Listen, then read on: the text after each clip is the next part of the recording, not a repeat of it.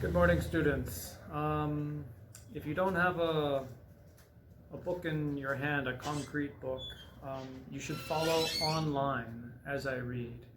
And I would like to have the entire book on my YouTube playlist. And so whenever I assign you a chapter, you would just go to YouTube and find my playlist and open up the chapter. And you're going to have to watch my videos because when I read the chapter, I'm going to be talking about mood and theme and questions and characterization that will all be very specific to my course. And so it's very important that you watch my videos. So today I'm just going to go right in and read chapter 1. And so as I read, you should follow me with the online book. Now, chapter 1, Mrs. Whatsit. Now pay attention to foreshadowing, and one of the words we're going to study this semester is a foretaste. So pay attention to the foreshadowing and the mood that the author is trying to get us, the readers. And excuse the noise, I'm in the middle of Tegucigalpa, so lots of things are happening. You might even hear the man who sells tamales. Mrs. Whatsit.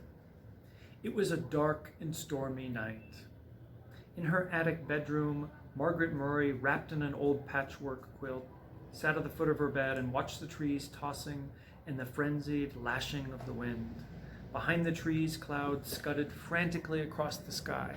Every few moments, the moon ripped through them, creating wraith-like shadows that raced along the ground. The house shook. Wrapped in her quilt, Meg shook. She wasn't usually afraid of weather. It's not just the weather, she thought. It's the weather on top of everything else. On top of me, on top of Meg Murray, doing everything wrong. School was all wrong. She'd been dropped down to the lowest section in her grade.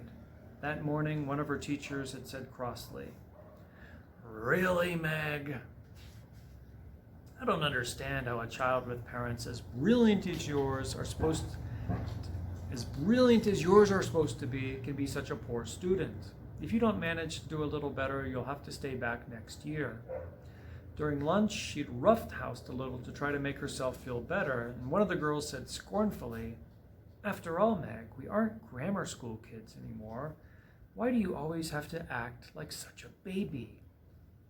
And on the way home from school, walking up the road with her arms full of books, one of the boys had said something about her dumb baby brother. At this, she'd thrown the books on the side of the road and tackled him with every ounce of strength she had, and arrived home with her blouse torn and a big bruise under one eye. Sandy's and Denny's, her 10-year-old twin brothers, who got home from school an hour earlier than she did, were disgusted. "Let us do the fighting when it's necessary," they told her. "A delinquent. That's what I am," she thought grimly. And that's what they'll be saying next. Not mother, but them. Everybody else. "I wish father..." But it was still not possible to think about her father without the danger of tears. Only her mother could talk about him in a natural way, saying, "When your father gets back."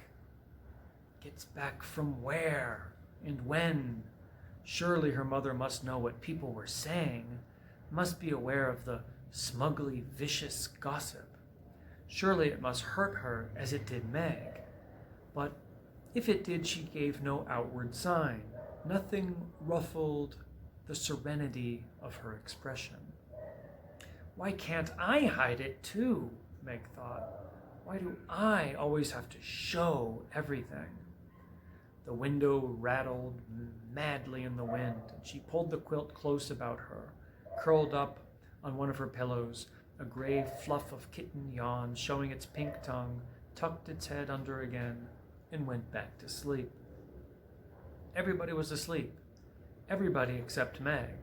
Even Charles Wallace, the dumb baby brother, who had an uncanny way of knowing when she was awake and unhappy, and who would come so many nights, tiptoeing up the attic stairs to her. Even Charles Wallace was asleep. How could they sleep? All day on the radio there had been hurricane warnings. How could they leave her up in the attic in the rickety brass bed, knowing that the roof might be blown right off the house and she tossed out into the wild night sky to land who knows where? Her shivering grew uncontrollable. You asked to have the attic bedroom, she told herself savagely. Mother let you have it because you're the oldest. It's a privilege, not a punishment. Not during a hurricane, it isn't a privilege, she said. Aloud, she tossed the quilt down on the foot of the bed and stood up. The kitten stretched luxuriously and looked up at her with huge, innocent eyes. Go back to sleep, Meg said. Just be glad you're a kitten and not a monster like me. She looked at herself in the wardrobe mirror and made a horrible face, barring a mouthful of teeth covered with braces. Automatically, she pushed her glasses into position, ran her fingers through her mouse-brown hair so that it stood wildly on end, and let out a sigh almost as noisy as the wind. The wide wooden floorboards were cold against her feet. Wind blew in the crevices about the window frame, in spite of the protection the storm sash was supposed to offer. She could hear wind howling in the chimneys. From all the way downstairs, she could hear Fortinbras, the big black dog, starting to bark. She must be frightened too. What was he barking at? Fortinbras never barked without a reason. So a couple of things real quick. Meg is frustrated, very frustrated with life. She's frustrated with school. Everything at school is going wrong. She has kind of a low self-esteem. She doesn't think she's beautiful. She's having these complexes with her appearance. And the problem is that they revealed so far is father. Where is father? When is father coming back? And so it's the absence of a father figure that's kind of driving Meg crazy, and that's the cause of all of these problems. That's what we know so far from our reading. I'll continue. Suddenly she remembered that when she had gone to the post office to pick up the mail, she'd heard about a tramp. A tramp is kind of a wandering homeless person who was supposed to have stolen 12 sheets from Mrs. Bunkumbees, the constable's wife. They hadn't caught him, and maybe he was heading for the Murray's house right now, isolated on a back road as it was. And this time maybe he'd be after more than sheets. Meg hadn't paid much attention to the talk about the tramp at the time because the postmistress, with a sugary smile, had asked if she had heard from her father lately. She left her little room and made her way through the shadows of the main attic, bumping against the ping-pong table. Well, now I'll have a bruise on my hip, on top of everything else, she thought. Next, she walked into her old doll's house, Charles Wallace's rocking horse, the twins' electric trains. Why must everything happen to me? She demanded of a large teddy bear. At the foot of the attic stairs, she stood still and listened. Not a sound from Charles Wallace's room on the right. On the left, in her parents' room, not a rustle from her mother sleeping alone in the great double bed. She tiptoed down the hall and into the twins' room, pushing again at her glasses as though they could help her to see better in the dark. Denny's was snoring. Sandy murmured something about baseball and subsided. The twins didn't have any problems. They weren't great students, but they weren't bad ones either. They were perfectly content with a succession of B's and an occasional A or C. They were strong and fast runners and good at games. And when cracks were made about anybody in the Murray family, they weren't made about Sandy's and Denny's. She left the twins' room and went on downstairs, avoiding the creaking 7th step. Fortinbras had stopped barking. It wasn't the tramp this time, then. Fort would go on barking if anybody was around. But suppose the tramp does come. Suppose he has a knife. Nobody lives near enough to hear if we were screamed and screamed and screamed. Nobody would care anyhow. I'll make myself some cocoa, she decided. That'll cheer me up, and if the roof blows off, at least I won't go off with it. In the kitchen, a light was already on, and Charles Wallace was sitting at the table drinking milk and eating bread and jam. He looked very small and vulnerable, sitting there all alone in the big old-fashioned kitchen, a blond little boy in faded blue Dr. Denton's, his feet swinging a good 6 inches above the floor. "Hi," he said cheerfully. "I've been waiting for you." From under the table, where he was lying at Charles Wallace's feet, hoping for a crumb or two, Fortinbras raised his slender dark head in greeting to Meg, and his tail thumped against the floor. Fortinbras had arrived on their doorstep, a half-grown puppy, scrawny and abandoned, one winter night. He was, Meg's father had decided, part Lowland setter and part greyhound, and he had a slender, dark beauty that was all his own. "Why didn't you come up to the attic?" Meg asked her brother, speaking as though he were at least her own age. "I've been scared stiff." "Too windy up in that attic of yours," the little boy said. "I knew you'd be down. I put some milk on the stove for you. It ought to be hot by now." How did Charles Wallace always know about her? How could he always tell? He never knew or seemed to care what Denny's or Sandy's were thinking. It was his mother's mind and Meg's that he probed with frightening accuracy. Was it because people were a little afraid of him that they whispered about the Murray's youngest child, who was rumored to be not quite bright? "I've heard that clever people often have subnormal children," Meg had once overheard.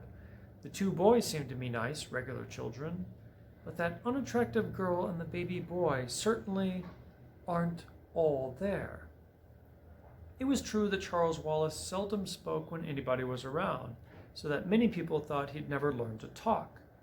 And it was true that he hadn't talked at all until he was almost 4. Meg would turn white with fury when people looked at him and chuckled, shaking their heads sadly.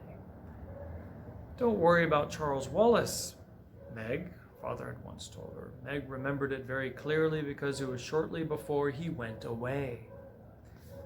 "There's nothing the matter with his mind. He just does things in his own way and in his own time.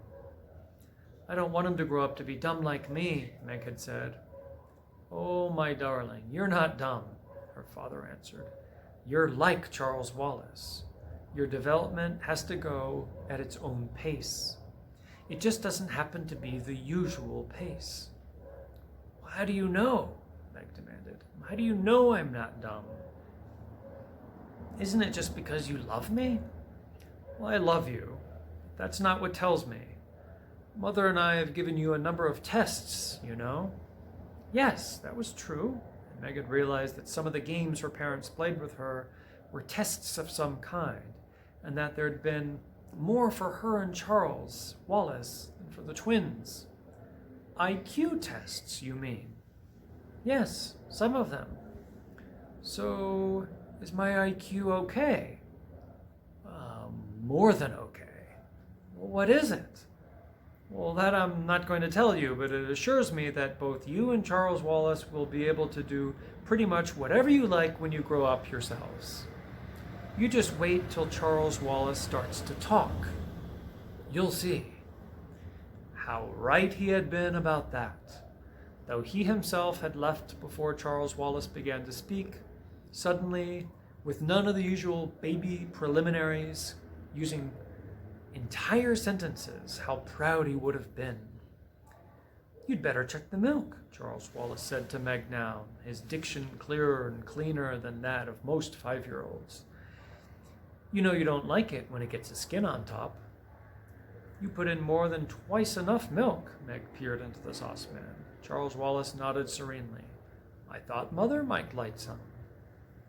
Might like what?" a voice said, and there was their mother standing in the doorway. "Cocoa," Charles Wallace said. "Would you like a liverwurst and cream cheese sandwich? I'll be happy to make you one." "Well, that would be lovely," Mrs. Murray said. "But I can make it myself if you're busy." "No trouble at all." Charles Wallace slid down from his chair and trotted over to the refrigerator. his pajamaed feet paddling softly as a kitten's. "How about you, Meg?" "Sandwich?" "Yes, please, but not liverwurst. Do we have any tomatoes?" Charles Wallace peered into the crisper. "One." "All right if I use it on Meg, Mother." "To what better use could it be put?" Mrs. Murray smiled. "But not so loud, please, Charles. That is, unless you want the twins downstairs, too."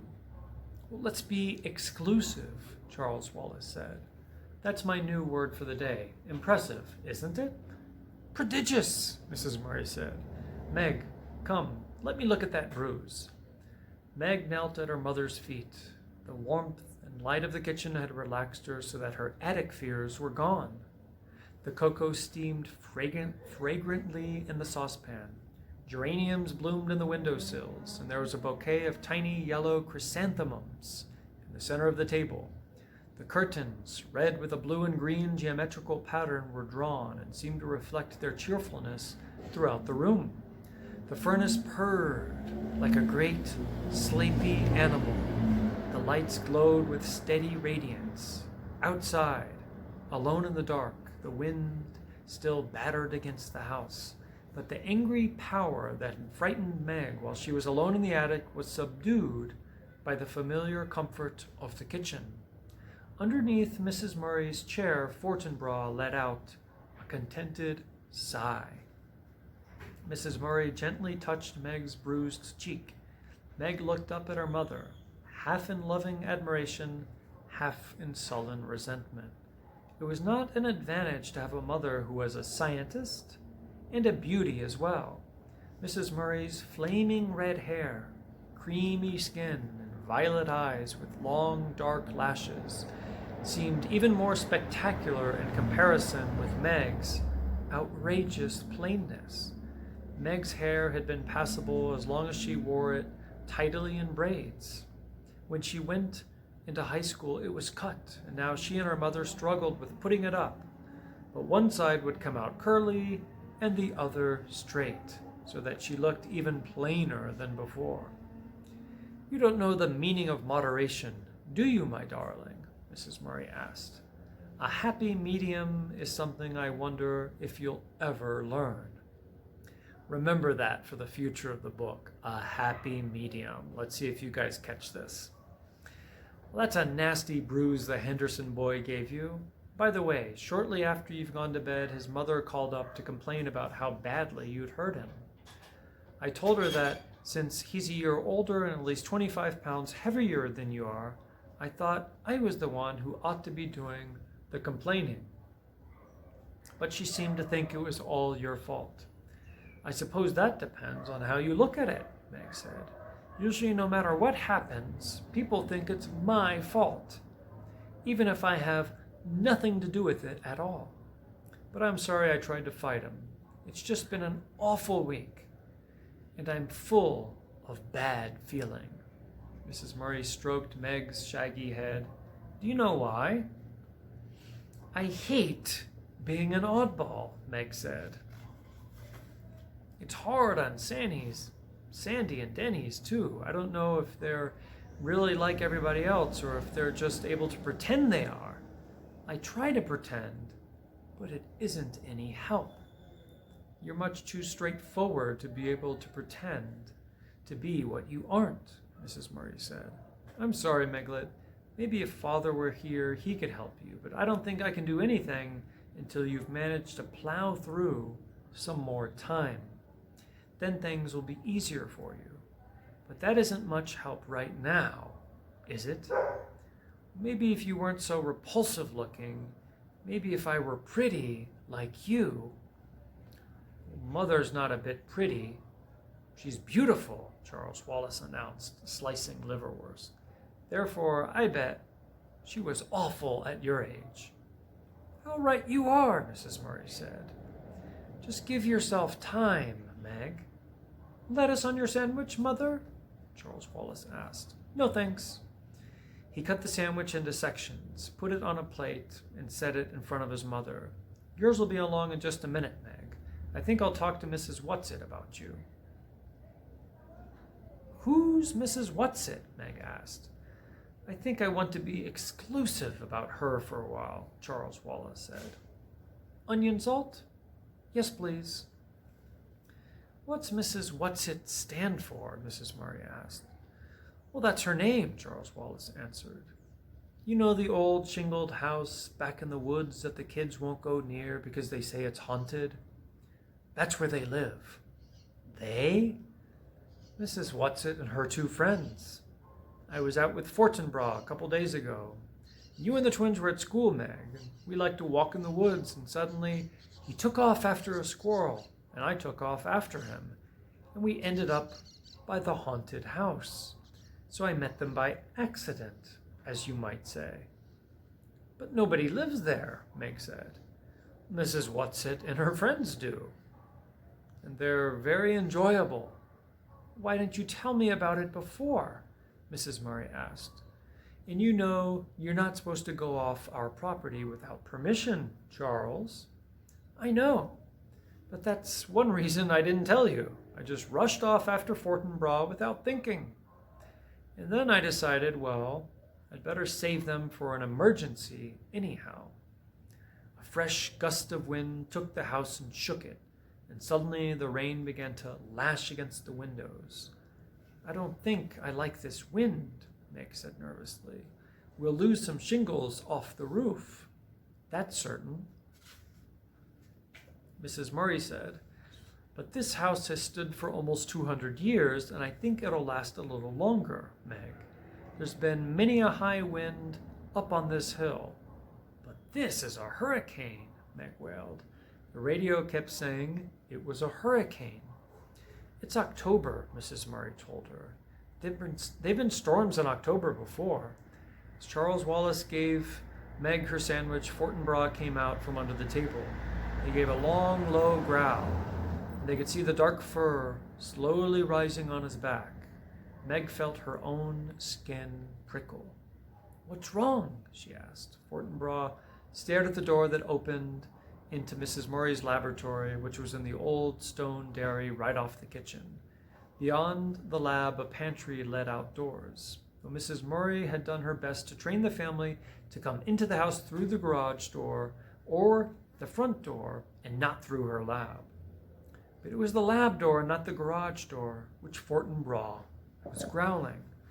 You didn't leave any nasty-smelling chemicals cooking over a Bunsen burner, did you, Mother? Charles Wallace asked. Mrs. Murray stood up. No, but I think I'd better go see what's upsetting Fort anyhow. It's the tramp. I'm sure it's the tramp, Meg said nervously. What tramp? Charles Wallace asked. They were saying at the post office this afternoon that a tramp stole all of Mrs. Bunkumby's sheets. We'd better sit on pillowcases then, Mrs. Murray said lightly. I don't think even a tramp would be out on a night like this, Meg. But that's probably why he is out, Meg wailed, trying to find a place not to be out. In which case I'll offer him the barn till morning, Mrs. Murray went briskly to the door. I'll go with you, Meg's voice was shrill. No, Meg, you stay with Charles and eat your sandwich. Eat? Meg exclaimed as Mrs. Murray went out through the lab. How does she expect me to eat? Mother can take care of herself, Charles said. Physically, that is. But he sat in his father's chair at the table and his legs kicked at the rungs, and Charles Wallace, unlike most small children, had the ability to sit still. After a few moments that seemed like forever to Meg, Mrs. Murray came back in, holding the door open for, was it the tramp? It seemed small for Meg's idea of a tramp. The age or sex was impossible to tell, for it was completely bundled up in clothes. Several scarves of assorted colors were tied about the head, and a man's felt hat perched atop. A shocking pink stole was knotted about a rough overcoat, and the black rubber boots covered the feet. Mrs. What's-it? Charles said suspiciously. What are you doing here? And at this time of night, too? Well, now, don't you be worried, my honey, a voice emerged from among the turned-up coat collars, stoles, scarves, and hat, and a voice like an unoiled gate, but somehow not unpleasant.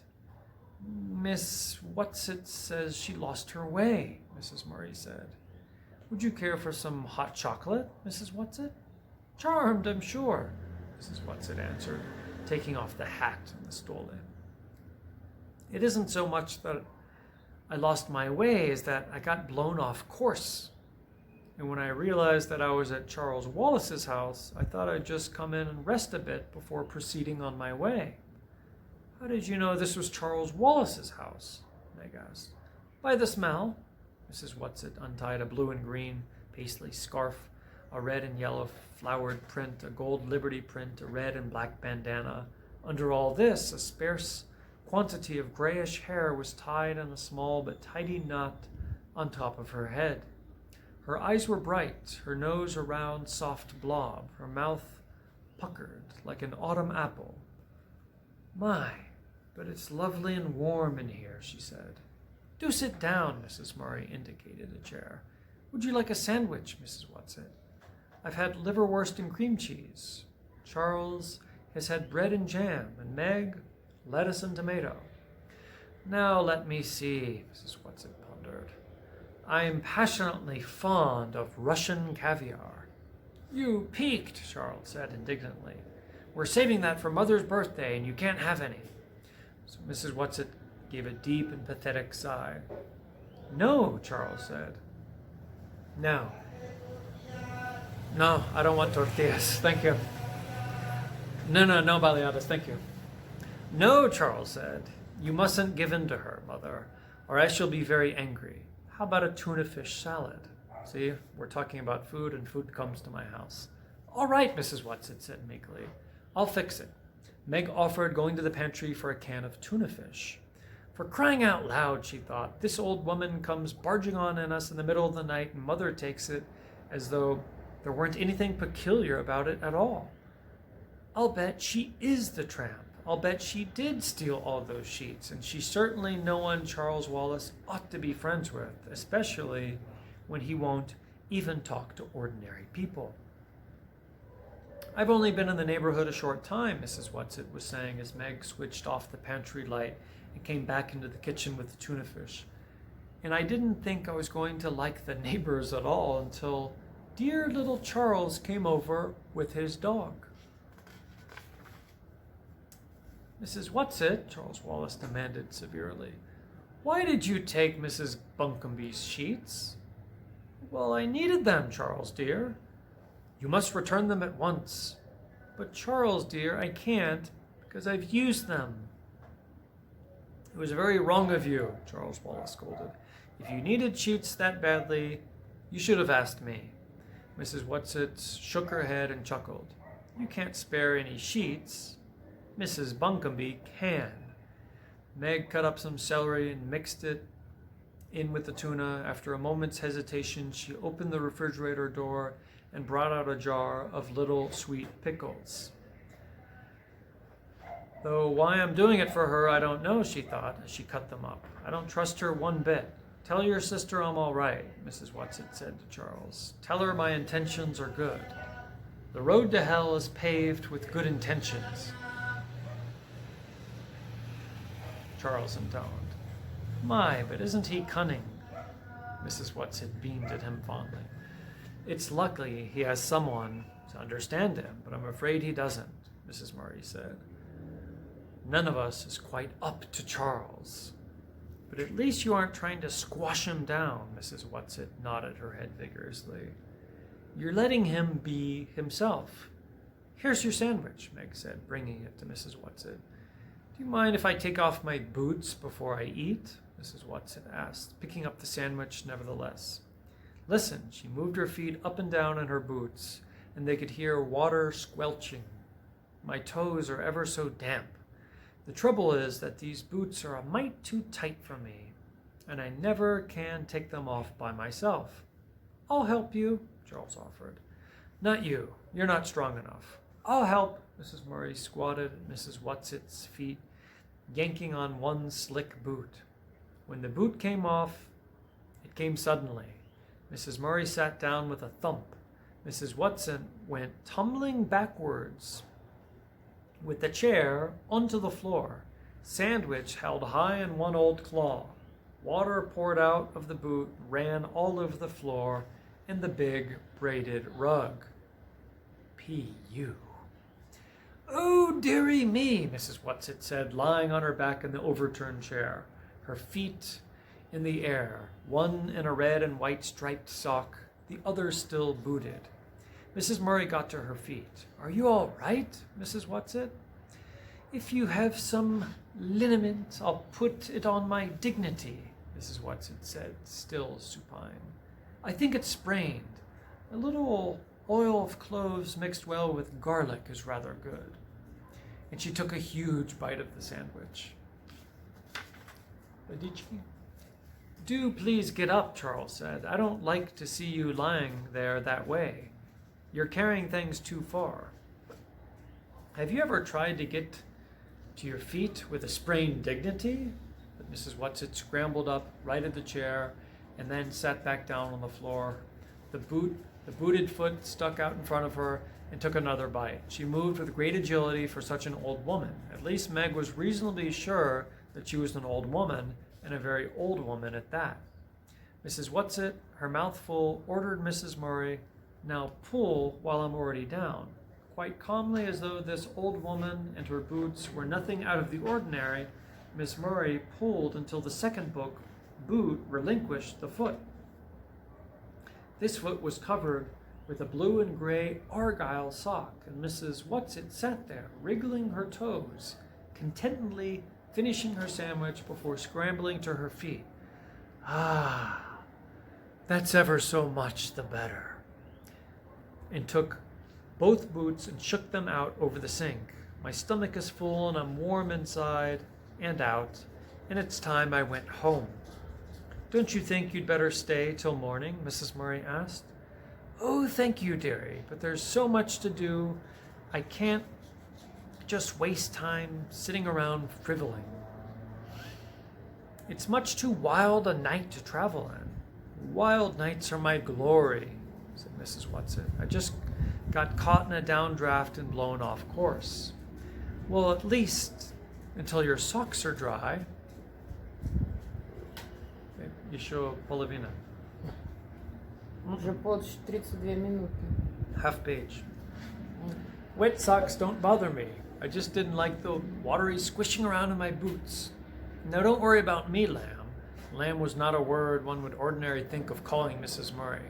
"I shall just sit down for a moment, pop on my boots, and then I'll be on my way. Speaking of ways, pet, by the way, there is such a thing as a tesseract."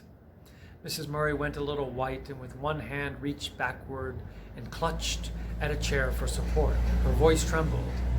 "What did you say?" Mrs. Whatsit tugged at her second boot. "I said," she grunted, shoving her foot down in, "that there is such a thing as a tesseract." Her foot went down into the boot, and grabbing shawls, scarves, and hats, she hustled out the door. Mrs. Murray stayed very still, making no move to help the old woman. As the door opened, Fortinbras streaked in, panting, wet, and shiny as a seal. He looked at Mrs. Murray and whined. The door slammed. "Mother, what's the matter?" Meg cried. What did she say? What is it?" "The tesseract," Mrs. Murray whispered. What did she mean? And how could she have known? So, we're speaking of Fortinbras. Here's my Fortinbras. And if any strange people comes to the door, my Fortinbras also, his hair raises up and he starts to bark. But he's not barking now because the bad people are away. So we finished the chapter with great suspense. We have this mysterious character. We have no idea where she came from. Mrs. Murray is unbelievably hospitable. And this word keeps popping up, the tesseract. So we have to discover what a tesseract is. Is it real? We're going to do some research on this. And this is going to move us into the next chapter. So I hope you enjoyed chapter 1. Buckle your seatbelts for chapter 2. This book keeps getting better and better.